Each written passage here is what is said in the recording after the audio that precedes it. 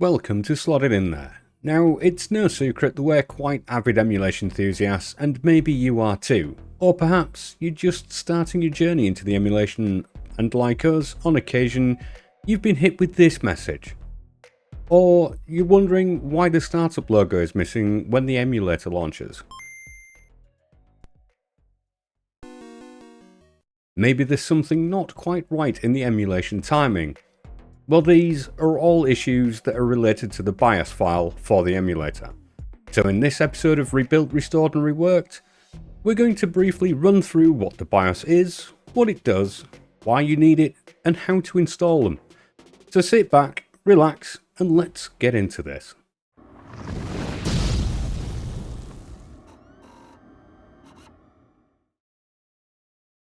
BIOS is short for Basic Input-Output System. It's a tiny bespoke program inside your console that acts as a bridge between the hardware and the software. In retro consoles, it resides in a ROM chip. But more modern consoles? Well, that's in flash memory, so it can be updated by the manufacturer via a firmware update.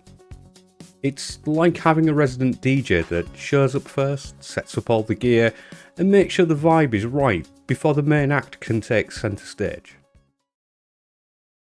When you first power on, the BIOS wakes up the hardware, checks that it's there, and it gives the CPU, graphics and audio chip a bit of a nudge, and this is called post. Sometimes this is masked with a boot logo. Sega!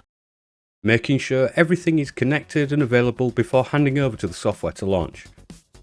Details passed over to the software include how to respond to input like a controller, load a cartridge, spin or read a disk, access memory cards, etc.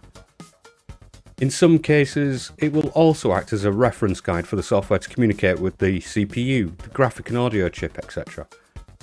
Without the BIOS, the console will just sit there, powered on and do nothing. It's like having the warm-up act that makes sure the main event can happen. When we emulate consoles, we often need the original BIOS file. That's because the emulator has to mimic the console's hardware and also deal with the secret startup ritual or the games won't run quite right. For example, the PlayStation emulator needs a BIOS to handle access to memory cards and even the boot sequences.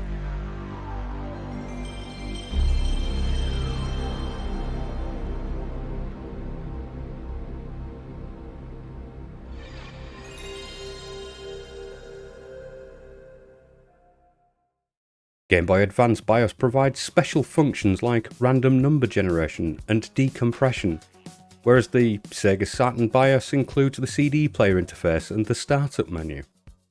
There are some emulators that may have their own BIOS version written. However, they might not be as accurate as the official copyright BIOS, which may spoil the experience somewhat. So it's usually best to get the correct BIOS for the system you are emulating.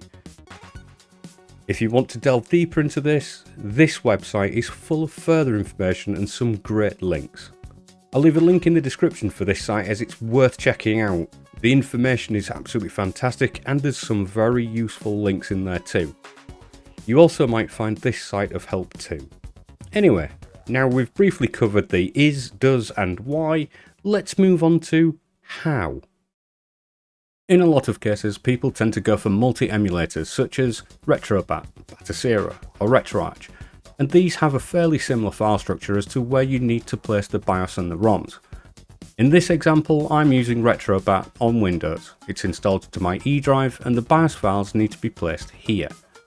In some cases, you might have to select System folder or Share folder to access the BIOS location, depending on the multi-emulator you installed. Now when you start up the emulator, it will auto-check inside that folder, match the BIOS required, and when you launch the game, the warning about no BIOS should be gone. You'll get the startup logo and the emulator should work relatively perfect.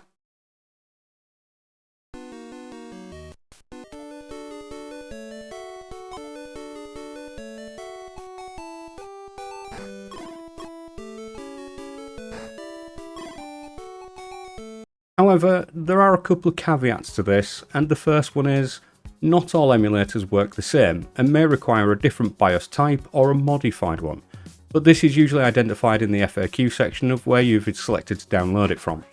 or if you just check the GameTech wiki, it will point you in the right direction. And sometimes you might need to place the BIOS file in the directory where the ROMs for that emulator are, such as the Neo Geo emulator. This requires the BIOS being in the ROMs folder. If you're using a standalone emulator such as Kega Fusion for the Mega Drive or Genesis, although there is a software supplied BIOS built in, you can enter the config selection and then select the console and browse to where you acquired the BIOS files.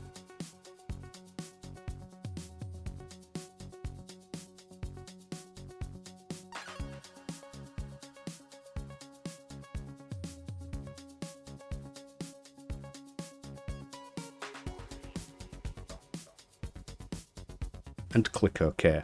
And there we have it. Your BIOS files are in place and functioning for your emulator. I hope you found it somewhat helpful in your emulation journey, so please leave any questions in the comments section below. Thanks for watching, and we'll see you in the next one. Bye for now.